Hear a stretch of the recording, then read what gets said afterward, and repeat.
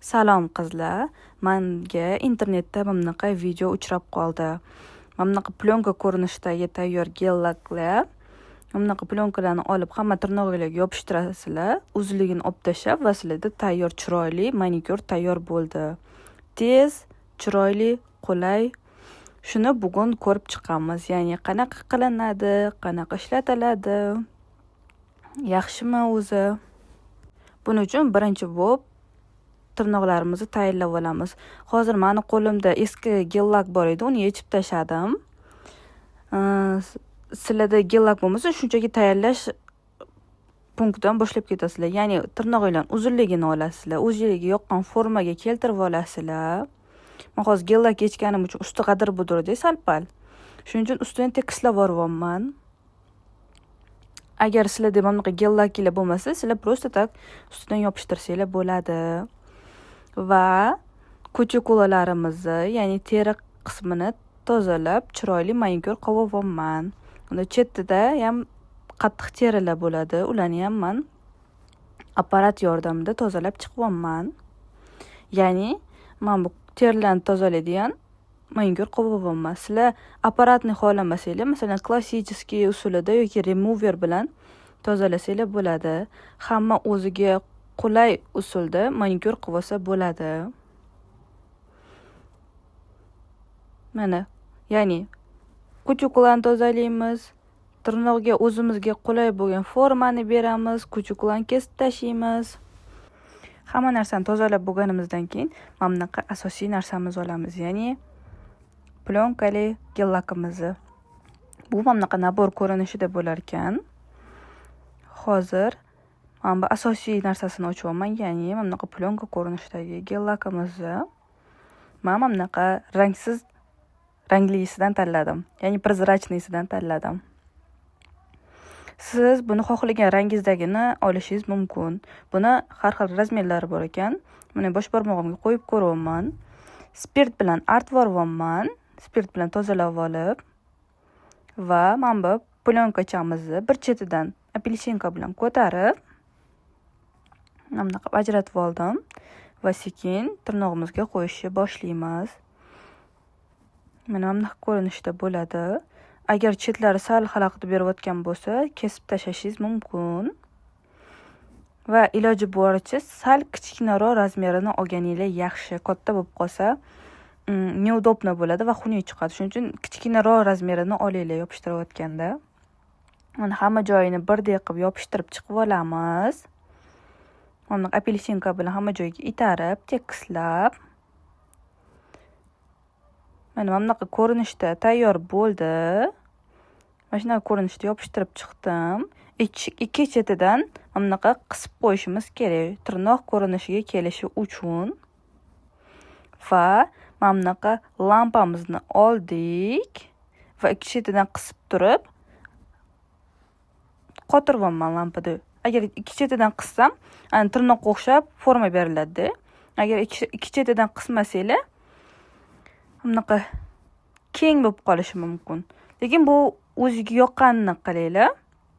Bir xildagi bunaqa arka ko'rinishda turgani yoqadi, kimdirlargadir tekis ko'rinishda turgani yoqadi. Siz o'zingizga yoqqan formada qiling. Tekis holida ham qotirsanglar bo'ladi. Mana bunaqa arka ko'rinishga qilib qotirsanglar ham bo'ladi. Men ozgina qotirib olgandan keyin kichkina lampochkada fonarikda endi katta lampaga qo'yib qotiryapman. Yani katta lampada уже qotib chiqdi. Mana formasini yaxshi ushlab turibdi. Ko'rib turganinglardek, formasini yaxshi ushlab turibdi. Lekin baribir narashka tirnoqchalik bo'lmaydi. Chunki bu ancha yumshoq. Mana bunaqa ushlaganingizda, masalan, u bitta ish qilayotganda, bu narsa ko'tarayotganingizda bu baribir sinib ketadi.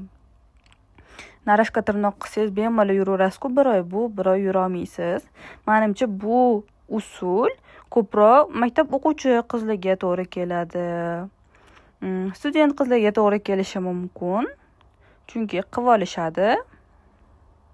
Ham arzon variant bo'lgani uchun unaqa og'ir ish qilmasdan bemalol yurishlari mumkin. Lekin uyda ish qiladiganlarga bu uncha to'g'ri kelmaydi. lekin narxi arzonligi ham bu bitta plus va buni qilishga uncha ko'p vaqt ketmaydi. Masalan, salonga borib 2 soat, 3 soat o'tirmaysizlar. Lekin mana bunaqa u bit narsaga ushlayman desangiz, teg'izib ko'rsangiz, bu ko'tarilib qiyshayib ketishi mumkin. Videoda ko'rib turganinglardek gap. Mana sal qiyshayib qoldi. O'sha olmani ushlaganimni o'zida. Shuning uchun bu bilan narashka qilish bo'lmaydi. Buni kalta qilib o'zingiz tirnog'ingizga qoplama qilsangiz bo'ladi. Hozir buni yechib ko'ramiz, ya'ni qanaqa yechilishini ko'ramiz.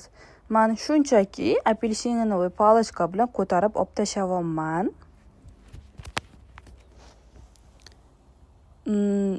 Yetarlicha oson yechilyapti. Lekin esinglarda bo'lsa-lar, meni gel lakimni endigina yechgandim, shuning uchun ozgina tirnog'im og'riyapti. Agar sizlar gel lakni yechmagan bo'lsanglar, bemalol mana bunaqa yechib tashlasanglar bo'ladi. Lekin ko'rib turganinglardek, ozgina tirnog'i usti qismi bilan birga yechilib ketyapti. Shuning uchun bu manba yasama tirnog'imizni yopishtirishdan oldin bitta sloy baza surganinglar yaxshi deb o'ylayman. Mana yetarlicha oson yechilyapti. Lekin ozgina tirnoqlarning ustki sloyi yechilishi mumkin ekan. Agar video foydali bo'layotgan bo'lsa, agar video yoqqan bo'lsa, like bosish esingizdan chiqmasin. Va yana YouTube kanalimning tepasida ssilka bor. Tirikchilik.uz degan, ya'ni bu saytga kirib donat qilsanglar bo'ladi. Agar videolarim yoqayotgan bo'lsa, kanalim rivojlanishni xohlayotgan bo'lsanglar, u ssilka bilan u saytga kirib menga pul tashlasanglar bo'ladi. Ya'ni 5000, 10000 qancha xohlasanglar. Bu meni blogim yana ham rivojlanishiga yordam beradi.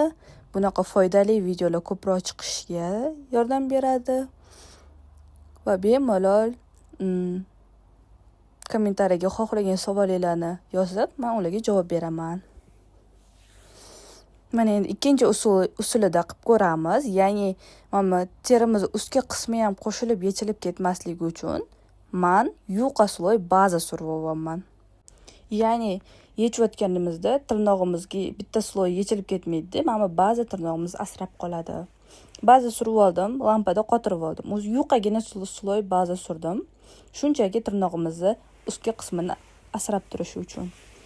Va yana bitta bunaqa nabor ochdim. Bu safar naborimiz rangli plyonkalardan iborat. Buni har xil ranglisi bor ekan. Даже tayyor dizayni chizilganlari ham bor ekan. Ya'ni xohlagan fokusga, xohlagan didga yoqadiganini topsanglar bo'ladi. Toshlilari ham bor ekan, French dizayn ambreligi bor ekan, koreyskiy dizaynlilari ham bor ekan. Yoki mana bunaqa однотонный bir xil ranglilari ham bor ekan. Xohlagan rangingizda, nejniy ranglarda, mana bunaqa to'q ranglarda, qizil ranglarda, yaltiroq ranglarda hammasi bor ekan. Buni ham xuddi oldingi safargidek bazani ustiga yopishtirib chiqyapman. Ya'ni tekis qilib, hamma joyini tekislab, apelsinka bilan ko'rvasizlar tekislab, chekkalariga hammasini yopishtirib chiqyapman. Agar g'idir-budir bo'lib qolsa, xunuk chiqadi. Shuning uchun qo'limiz bilan ham tekislab olsanglar bo'ladi. Mana ikki chetidan ham sal qisib qo'yib, fonarikda qotirib olganman. Lekin agar sizlarga mana bunaqa keng tirnoq yoqsa, mana bunaqa ikki chetidan qismasdan qotirsanglar ham bo'laveradi. Bu sizlarning didinglarga, xohishinglarga qarab. Mana qotgandan keyin sal mana bunaqa ko'rinishga keldi.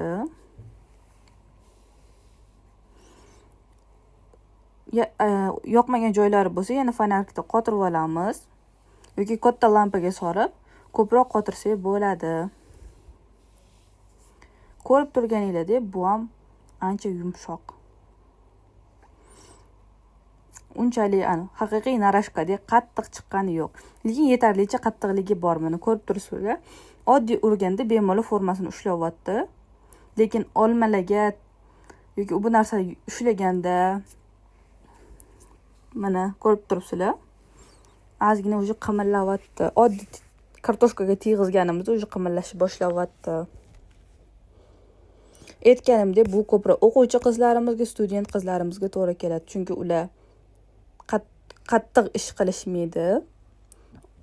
yengil ish qilishadi. Shuning uchun ular bemalol bunaqa usulda yasama tirnoq qilib olishsa bo'ladi. Buni afzalligi arzonligida va tezligida. Lekin уже katta ayollarimizga, kelinlarimizga bu uncha to'g'ri kelmaydi. Chunki bu idish-tovoq yuvganda bu narsani qattiq ushlaganda ko'chib ketishi, sinib ketishi mumkin. Va tagiga baza surganimiz hisobiga bu safar yengil yechilyapti. Chunki baza bizning tirnog'imizni himoya qilib qo'yapti. Va sizlarga beradigan maslahatim, siz bunaqa plonkada narashka qilmaylar-da. Yopishtirgandan keyin kalta qilib olib tashab, prosta o'zingiz tirnog'ingizga qoplama qilsanglar bo'ladi. Hozir men narashka qilib ko'rsatdim-ku. Narashka buni yaxshi ushlamaydi. O'zini qattiqligi bo'lsa ham, baribir prям narashkadek turmaydi. Shuning uchun siz buni yopishtiring, tirnog'ingiz o'zini uzunligigacha qisqartirib olib tashlang plonkani va tirnog'ingizga qoplama qilib ishlatsangiz bo'ladi. Hozir videoni oxirida yana qo'yaman bu mavzuga. Hozir bo'lsa, video yoqqan bo'lsa kanalimga obuna bo'linglar, like bosinglar, kommentariy yozinglar tushunmagan joylaringiz bo'lsa va tepadagi silkaga kirish esingizdan chiqmasin. Va boya aytganimdek, mana bunaqa plonkamiz olamiz, tirnog'imizga yopishtiramiz. Hamma tirnog'imizga sraz yopishtirib olsak bo'ladi. Mana hammasini ko'ryapsizlar. Bu yerda yaltiroq rangli, chiroyli rangli. Buni yangi yillarga juda ham chiroyli turadi. Va mana bunaqa uzunligini olib tashlaymiz. Ya'ni o'zingiz tirnog'ingiz bilan birdek qilib uzunligini olib tashlaymiz. O'shanda bu uzoqroq vaqtda chidaydi. Narashivanga bo'lsa bu qiyshayib